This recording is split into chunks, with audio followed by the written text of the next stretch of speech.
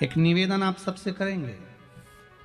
दुख है ना थोड़ा सा अगर आपके जीवन में, शिव जी को आप जल चढ़ाना चालू कर दीजिए।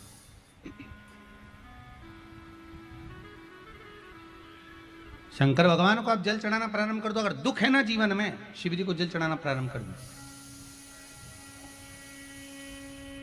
और एक निवेदन और करेंगे, अगर दुख समाप्त ही नहीं हो रहा है, कोई बीमारी एक पूरी होती है दूसरी लग जाती है, दूसरी बीमारी पूरी होती है तीसरी लग जाती है, तीसरी बीमारी पूरी होती है चौथी लग जाती है, कुछ प्रॉब्लम चली रही है, तो एक जल के पात्र में जल लीजिए, कलश लोटा पानी का भर लीजिए और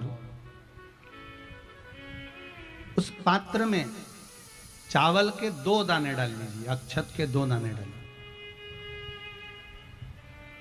घर में से लेकर जाओ, थोड़ा सा जल बेलपत्री के वृक्ष के नीचे डाल दीजिए, थोड़ा सा जल पीपल के वृक्ष के नीचे डाल दीजिए और थोड़ा सा जल या तो आंवले का पेड़ मिल जाए या शमी का वृक्ष मिल जाए, शमी का वृक्ष मिले या आंवले का वृक्ष मिले, उसके नीचे डाल दीजिए। 3 जगह पर अगर कोई बीमारी ऐसी हो गई कि वो समाप्त नहीं हो रही, बड़ी बड़ी तकलीफ, मतलब एक बार दवाई अगर चालू हो गई तो दवाई बंद ही नहीं हो रही है, तो उसके लिए आपको 3 जगह पर जल चढ़ाना प्रारंभ कर दो। मात्र 1 हफ्ते से ज्यादा चढ़ाना भी नहीं पड़ेगा। जैसे 1 हफ्ते आप टेबलेट लेते हो, गोली लेते हो, 1 हफ्ते चढ़ाना प्रारंभ कर दो। सबसे पहले बेलपत्री के पेड़ के नीचे क्या करना है, जल का पात्र लेना है, उसमें 2 दाने चावल के डालना, 2 दाने अक्षत के डालिए। पहले बेलपत्री के पेड़ के नीचे जाओ, वहां जल चढ़ाओ, फिर जाइए पीपल के वृक्ष के नीचे, वहां जल चढ़ाइए, आखिरी में या तो शमी के नीचे या फिर आंवले के नीचे, इन दोनों में से कोई एक वृक्ष जिसके नीचे। पर 1 हफ्ते अगर आपने आंवले में चढ़ाया है तो आंवले में ही चढ़ाना, शमी में चढ़ाया है तो शमी में चढ़ाना है। ये बदल के मत चढ़ाना कि आज मैं शमी में चढ़ा देती हूँ कल आंवले में चढ़ा दूंगी, ऐसा नहीं। कितना सुंदर कहा है, जब जिंदगी बहुत संघर्ष में चल रही हो, बहुत दुख का जीवन चल रहा हो, बहुत कष्ट का जीवन चल रहा हो, बहुत कष्टमय जीवन चल रहा हो, तब शमी के 5 पत्ते, शमी के 5 पत्ते, एक दुर्वा के साथ 1 अक्षत, चावल का 1 दाना, वो भी हल्दी में भिंगोया हुआ हो या केसर में भिंगोया हुआ हो, शमी पत्र 5, 1 दुर्वा, 1 चावल का दाना, जो दिल से हृदय से बेलपत्री के वृक्ष के नीचे पार्थिव लिंग का निर्माण कर कर मट्टी का शिवलिंग बनाकर प्रदोष काल में, मतलब शाम के समय पर शिवलिंग बनाकर उस पे जल चढ़ाकर, जो ये 5 शमी का पत्र, 1 दुर्वा और 1 चावल का दाना, अपनी कामना कर कर जो दुख चल रहा है बाबा से विनय कर कर 1-1 पत्ता जब समर्पित कर दे, फिर 1 दुर्वा समर्पित कर दे, फिर 1 चावल का दाना समर्पित कर दे और बाबा का वहीं पर पुनः विसर्जन कर दे, 3 महीना तो जाने दो, 15 दिन के अंदर वो दुख कटता जरूर है, चाहे कोई भी दुख, किसी भी तरह का दुख क्यों नहीं। 1 बेलपत्र के वृक्ष की परिक्रमा करने वाले को हजारों अश्वमेघ यज्ञ का फल प्राप्त हो जाता है, हजारों अश्वमेघ यज्ञ का फल प्राप्त हो जाता है। उसी तरह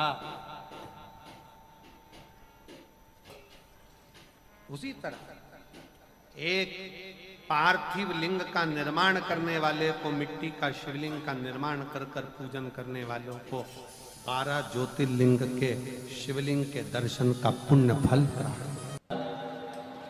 जो इंद्रियां हैं, इन 11 इंद्रियों में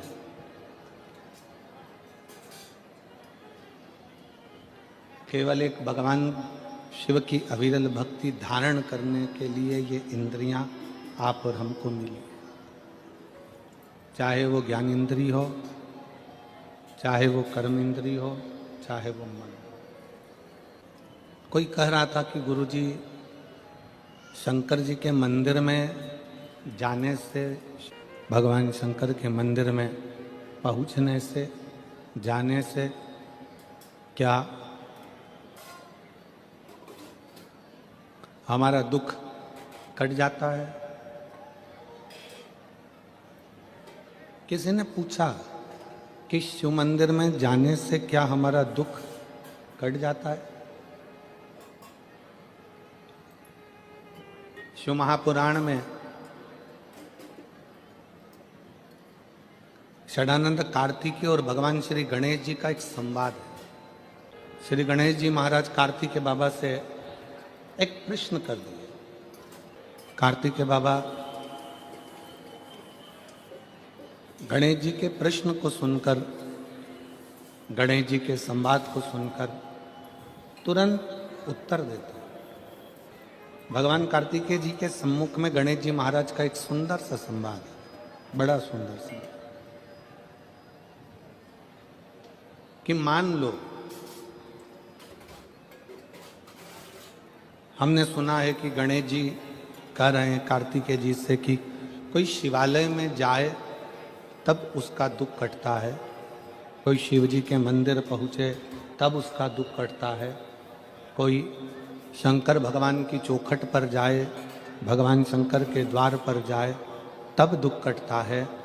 षडानंद कार्तिकेय जी कहते हैं गणेश जी से कि आप मंदिर तक पहुँचे ना पहुँचे, पर यदि आपके मन में शंकर के मंदिर जाने का केवल भाव प्रकट हो जाता है तो समझ लो कि आपका दुख कटना प्रारंभ हो जाता है। आप मंदिर में पहुंचे ना पहुंचे, आप मंदिर तक गए ना गए, आप शिव मंदिर तक पहुंचे कि ना पहुंचे वो मूल है, पर आपके मन में जब, जिस समय पर आपके मन में भाव प्रकट हो जाता है, जिस समय पर आपके मन में ये उत्पन्न हो जाता है कि मुझे शंकर के मंदिर में जाकर एक लोटा जल चढ़ाना, मुझे शिव जी की चौखट तक जाना, जैसे हमारे मन में जब भाव उत्पन्न होता है, हमारे मन में कोई भगवान की अविरल भक्ति का, दर्शन का, पूजन का, जल का, कथा का जब भाव उत्पन्न होता है तो उसको पूर्ण करने वाले आप नहीं होते, उसको पूर्ण करने वाला तो देवाधिदेव महादेव स्वयं होता है। आपकी कामना क्या है?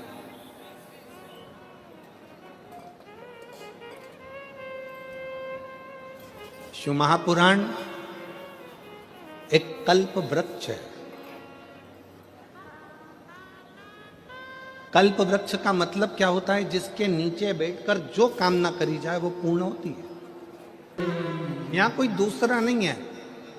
शिव महापुराण पंडाल, शिव महापुराण जिस भूमि पर होता है 7 दिन वो भूमि तुम पंडाल में जगह नहीं मिले, हमने पहले भी कथाओं में कहा, अपने साथ में लेकर चला करो एक छाता, 2 पानी की बोतल, एक बिछाने का और एक ओढ़ने का।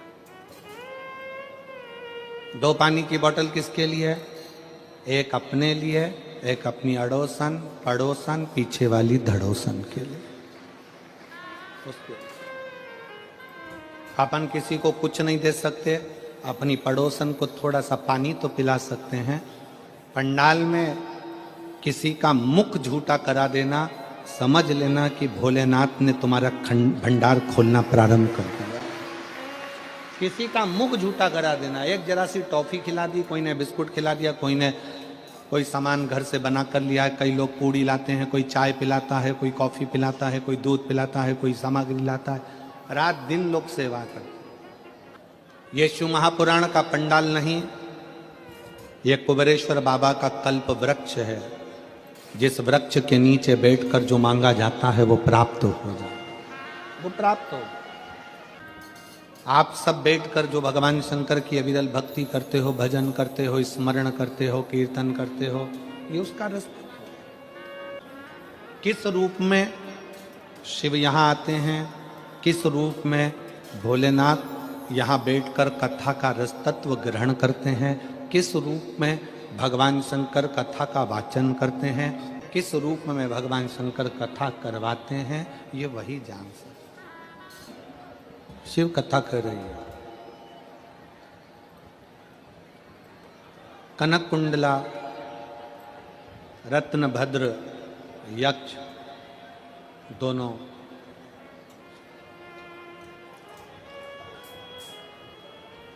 गंधमादन पर्वत पर बैठकर भगवान शिव की आराधना कर रहे हैं। पार्वती जी ने भगवान शंकर से कहा कि ये आपके भक्त हैं, शिव उपासना करते हैं, इनकी झोली खाली रह जाए तो ये श्रेष्ठता कहाँ है। एक निवेदन सभी श्रोता बहन भाइयों से कथा आ रहे हैं और पंडाल में बैठकर भी सुन रहे हैं। जिस दिन दिल से हारो ना,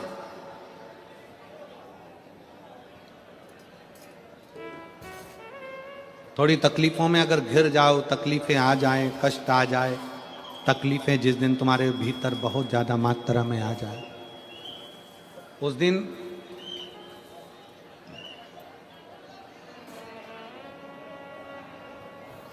तीन बेलपत्र, एक बेलपत्र में पीला चंदन, बीच वाली पत्ती। जिस दिन तुम्हें लगे कि मैं बहुत दुखी चल रही हूं और मेरा काम हो ही नहीं रहा, बहुत तकलीफ की जिंदगी चल रही है, कोई हाथ पकड़ने वाला नहीं है, कोई संभालने वाला नहीं है और बहुत तकलीफ हो रही, बहुत तकलीफ। उस समय पर एक बेलपत्री के बीच वाली पत्ती पर पीला चंदन, दूसरी पत्ती पर लाल चंदन और तीसरी पत्ती पर 11 चावल गीले, पानी में उसको थोड़ा सा भिगो लें या धो लें, 11 चावल गीले शिव जी की उस पत्ती पर रखी। सबसे पहला पीला चंदन का बेलपत्र, दूसरे नंबर पर लाल चंदन का बेलपत्र, तीसरे नंबर पर जो 11 चावल आपने धोकर रखे हैं वो हाथ की हथेली में रखना है और हाथ की हथेली में रखकर अपनी कामना कर कर भगवान शंकर से विनय कर कर पंचाक्षर मंत्र नमः शिवाय या षडाक्षर मंत्र ओम नमः शिवाय या श्री शिवाय नमस्तुभ्यम बोलकर उस बेलपत्र पर सीधे हाथ में रखकर उल्टे हाथ का स्पर्श कर कर बाबा से अपने मन के भाव कहकर शंकर के शिवलिंग पर उसे समर्पित कर दीजिए। एक ही लोटा जल, जहां से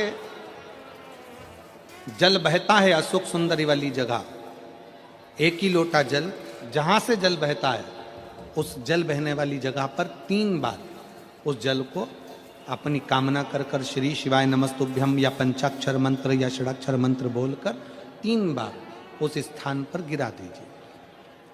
गिराने के बाद में बाबा से विनय कर कर अक्षत वाली जो बेलपत्र है, एक बेलपत्र और एक अक्षत उसमें से अपने लिए लेकर आ जाओ। उसको 2 महीना 3 महीना अपने घर में रखिए। जितना भी दुख है धीरे धीरे बाबा समाप्त कर कर खुशियां घर में लेकर आता ही है। दुख समाप्त होगा, खुशियां घर में आएगी जरूर। दुनिया का सबसे बड़ा डॉक्टर है मेरा देवाधिदेव महादेव, और दुनिया की सबसे बड़ी दवाई है तुम्हारा विश्वास, तुम्हारा भरोसा। ये दुनिया की सबसे बड़ी दवाई है।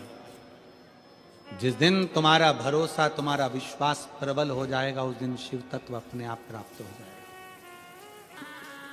शिव शिव है, देगा मुझे बाबा। कनक कुंडला ने अपने पति रत्नभद्र से कहा कि मुझे मेरे शंकर पर भरोसा, और मेरी जीजियों मेरे जीजाओं, मेरी बेटियों, बेटाओं, मेरी माताओं, सूरतिया लालाओं, सूरत के रहवासियों, गुजरात की पवित्र भूमि पर रहने वाले मेरे दशंकर के अंश रूप आप सब, शिव महापुराण की कथा में दिखावे के लिए मत जाना। और जगह पर होती होगी कि वहां लोग दिखाने के लिए जाते होंगे।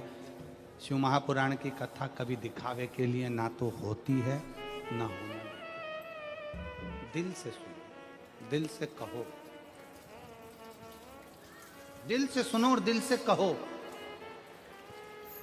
जब आप दिल से सुनोगे और दिल से कहोगे तो वो सुनेगा। कैसे ना सुने?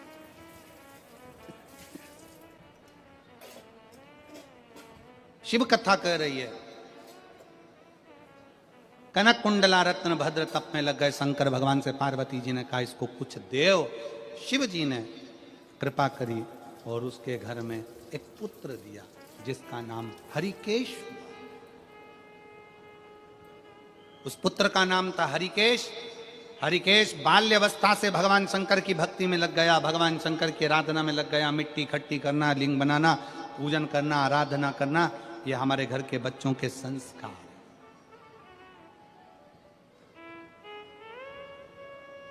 और संस्कार बहुत जरूरी है। शिव महापुराण की कथा कहती है बेटा एक कुल को तारता है और बेटी दो कुल को तारती है। बेटी जन्म ले तो गौरान्वित होई है। बेटी जन्म ले तो गौरान्वित हुई है, बेटी दो कुल को तारती। शंकर जी के किसी धाम में 12 ज्योतिर्लिंग में, शंकर जी के किसी ज्योतिर्लिंग में, भगवान शंकर के धाम में अगर कभी एक रात्रि रुकने का भी मन हो जाए और आपका कहीं पुण्य प्रबल हो जाए कि मैं शंकर के चौखट पर जाकर एक रात्रि विश्राम करूं। जैसे जैसे उस बहन ने ये पत्र में इस बहन ने लिखा कि 6 साल से बेटा पड़ा हुआ था और उस माँ ने लिखा कि हम सीहोर गए, वहाँ विश्राम किया, बाबा से विनय करी, निवेदन करा। शंकर की भूमि पर, कंकर शंकर की धरा, कुबरेश्वर धाम की धरा पर लोग जिस आस से जाते हैं बाबा वो मनोकामना पूर्ण करता ही है। शिव देता है। फिर मेरी जीजियों, मेरे जीजाओं, बेटियों, बेटाओं, मेरी माताओं, सती मैया ने जो गलती करी वो आप ना करिएगा। माता सती ने एक गलती कर दी थी कि कथा कुंभज बाबा के आश्रम में सुनने के लिए गई माता सती और मन में यह भाव लेकर आ गई कि इस शरीर को समाप्त कर दूंगा। कथा में बैठो, अच्छा सोचो, श्रेष्ठ सोचो, जन कल्याण का सोचो। कर्मनाशा नदी प्रकट हो गई। भगवान विष्णु ने भगवान शंकर जी से प्रार्थना करी कि प्रभु ये जो ब्रह्मा जी का सिर कट कर नीचे गिरा है इससे लोग नफरत करेंगे, आप कृपा कर दो। तब भगवान ने कृपा करी और कहा कि ब्रह्मा जी का कटा हुआ शीश बट का पेड़ बनेगा, बट वृक्ष बनेगा और उस बट वृक्ष के नीचे भगवान शंकर स्वयं विराजमान होंगे और शिव जी का नाम बटकेश्वर महादेव होगा। बोलो बटकेश्वर महादेव की। भगवान शंकर का नाम बटकेश्वर हो गया। शिव जी बड़ के पेड़ के नीचे विराजमान हो गए।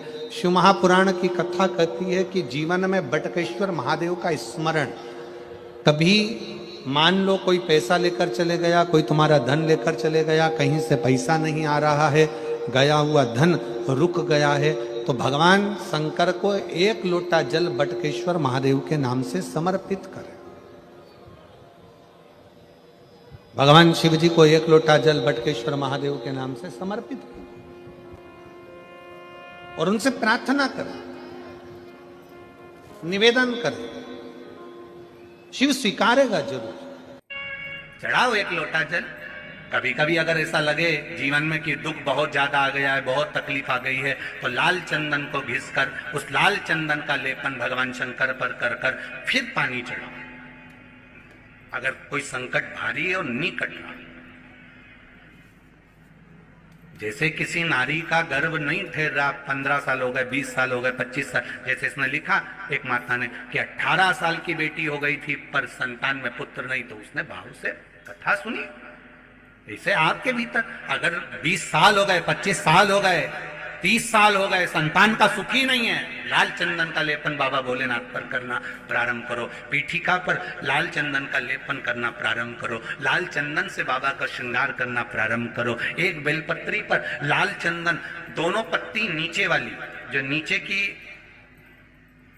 नीचे की जो 2 पत्ती होती है, इस पे लाल चंदन और बीच वाली पत्ती पर पीला चंदन लगाकर बाबा के शिवलिंग को समर्पित करिए, बाबा से प्रार्थना करिए, रोज प्रार्थना करो। परंतु एक बात का स्मरण रहे, 25 साल हो गए, 20 साल हो गए, 30 साल हो गए, संतान नहीं, तो पहले जल से अभिषेक कराना, अभिषेक कराकर जल का आचमन करने के बाद हाथ को खासा करना, धोना, उसके बाद में फिर वापस बाबा का स्नान कराओ, फिर चंदन का लेपन कराओ, फिर 1 लोटा जल चढ़ाकर बाबा का स्नान कराओ। बाबा का बड़ा सुंदर भाव से लाल चंदन से जो अभिषेक करता है, बाबा को लेपन कर कर फिर जल चढ़ समर्पित करता है, निश्चित है उसकी गोदी मेरा देव अधिदेव महादेव जरूर भरता है।